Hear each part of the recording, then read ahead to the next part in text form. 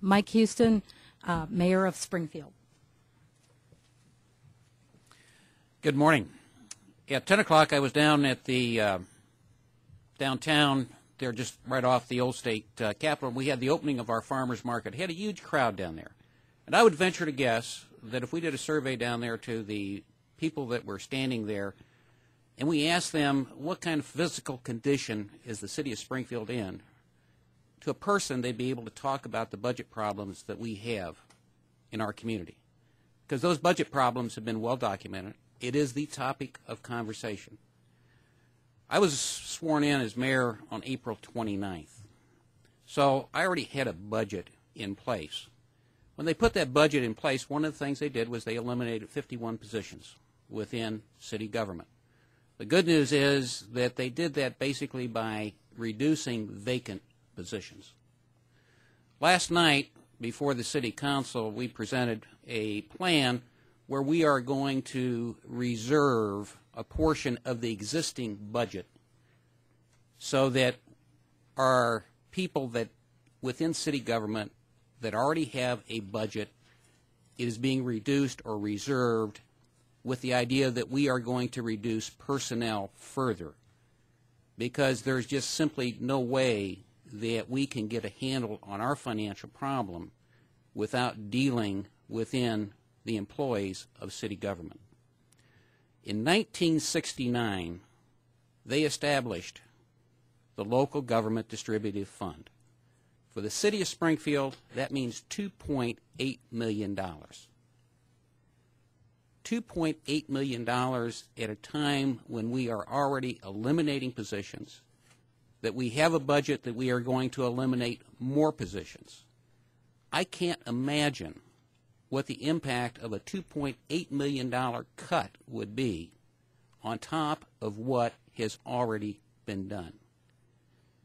One of the things as a candidate that I talked about was the fact that with the state of Illinois increasing personal income taxes by 67%, there's no way that someone in local government can think in terms of raising taxes on the people of their community.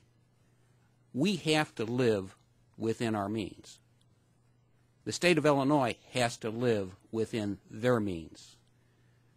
And a part of their obligation is to share that tax revenue with local governments across the state of Illinois. This is something that has been in existence for a long period of time. It is a partnership.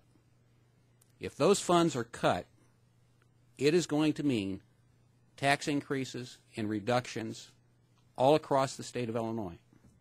For the city of Springfield, when we talk in terms of a $2.8 million hit, that's a big hit. When you go into a small community that has very, very little in the way of resources, it's a monumental hit, because they have very, very little to be able to work with or to cut. And basically what they're going to have to do is cut. The members of the Illinois General Assembly need to take a very strong look at what they've done, how they have worked into the problems that they have, and to come up with a solution. The solution is not passing the problem on to local governments across the state of Illinois.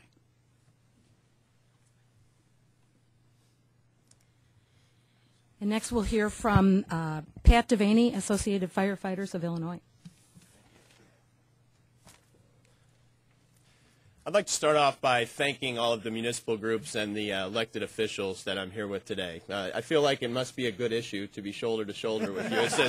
It's an unusual occurrence in Springfield, but we're all here today because we care about the safety of the citizens in the communities where we live. And on behalf of the 15,000 members in the Associated Firefighters of Illinois, I stand with them and appeal to the General Assembly and the Governor to not do anything to lessen the safety of the citizens of our communities. The job of the fire service has evolved greatly over the last number of years. We're not only putting out fires. Our members are responding to hazardous materials incidents. They're doing technical rescues, and they're providing emergency medical care for the sick and injured in our communities.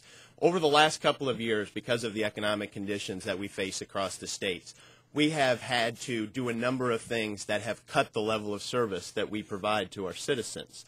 And They're a real impact, and there is a real result of those cuts. We've experienced increased response times. We've had to close stations. We've had to close fire companies, and we're not getting to people who really need us in time. Any additional cuts where we're only funding these very core services would have a devastating impact of the safety and the citizens and the communities that we serve. And again, we appeal to the General Assembly and the Governor to not make any decisions that makes Illinois a less safe place to live. Thank you. And we have Sean Smoot, Policemen's Benevolent and Protective Association. Thank you. I would echo President Devaney's sentiments. It's an unusual feeling to be up here. It doesn't necessarily feel bad. I do want to reiterate on behalf of the 10,000 members that I represent a plea to the General Assembly: release these funds. As one of the mayors mentioned earlier, police departments have been cut to the bone. Mayor Artis's story about Peoria's department being reduced by 15%, unfortunately, is all too common. And in fact, in the various departments I represent, which include cities like Rockford and Waukegan and Peoria, Bloomington, Normal, Champaign, Springfield, those police departments have all been cut at least 15%, some of them 20%. The city of Waukegan laid off 8 police officers on Sunday. This is a very serious problem, and it's causing some very serious public safety issues. You know, if you looked at the front page of the State Journal Register this morning, and I'm certainly not trying to pick on Mayor Houston, but you'll see the impact right at front page above the fold story about a business here in Springfield that's having to close because it's been burglarized 3 times. And you'll see also that compared with 2010, in 2011, burglary is increased in Springfield significantly in every category: commercial burglaries, residential burglaries, and non-residential burglaries. This is a very significant problem, and these municipalities not having the LGDFs distributed to them will continue to jeopardize public safety. It's a very simple equation. Less money means less safety. And you all publish and report it's very unusual for there not to be at least a couple of stories in the news about increases in crime and things like somebody coming home from work and finding out that somebody has dismantled their air conditioner to steal the copper out of it. There's less police officers patrolling the street because these cities and counties don't have the revenue, and we can't afford to allow the state not to fund them. I thank you for your time.